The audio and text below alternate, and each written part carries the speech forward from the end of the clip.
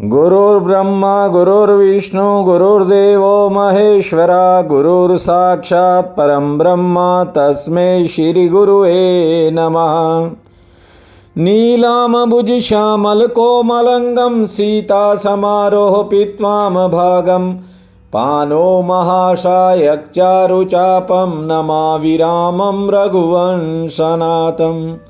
त्वमेव माता च पिता त्वमेव बन्धु च सखा त्वमेव विद्या च द्वरिणं त्वमेव सर्वं मम देव वासुदेवसुतं देवं कंसं चानुर्मर्दनं देवकी परमानन्दं कृष्ण वन्दे जगद्धाम। प्रिय बंधुओं, देवियों व सज्जनों, इंसान का हृदय पूरा जीवन अपने आप को खाली ही महसूस करता है। धन, पद, प्रतिष्ठा सब मिल भी जाते हैं, लेकिन ये दिल हर समय खालीपन का एहसास करता है। और मजे की बात यह भी है कि मनुष्य जितना पाता है, भीतर उतनी दरिद्रता बढ़ती चली जाती है। आदमी का मन सब कुछ मिल जाने के बाद भी पूरी तरह शांत नहीं हो पाता। जानते हो ऐसा क्यों होता है?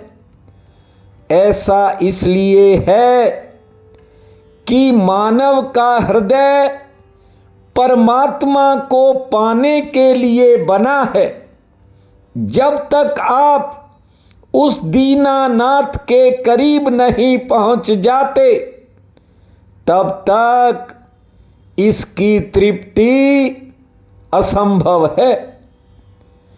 ये संसार है, यहां दिन निकलते ही कुछ ऐसे नए प्रश्न आपके सामने आकर अचानक से खड़े हो जाते हैं, जिनके लिए आपके पास ना तो कोई उत्तर होता है और ना पहले कोई तैयारी होती है।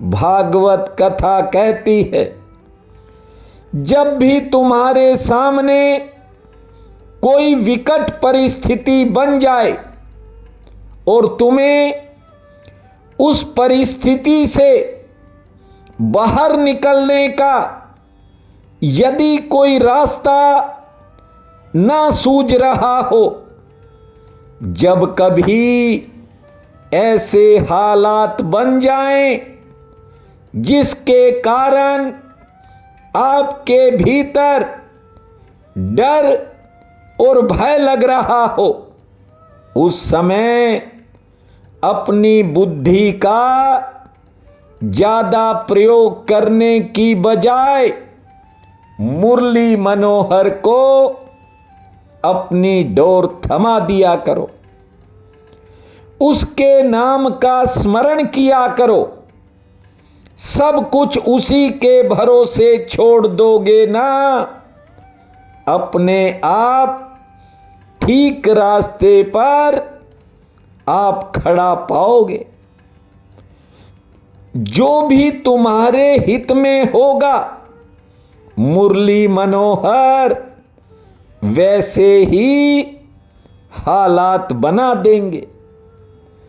बस एक पक्के भरोसे की जरूरत होती है, उस अटूट विश्वास की जरूरत होती है जो टूटे ना।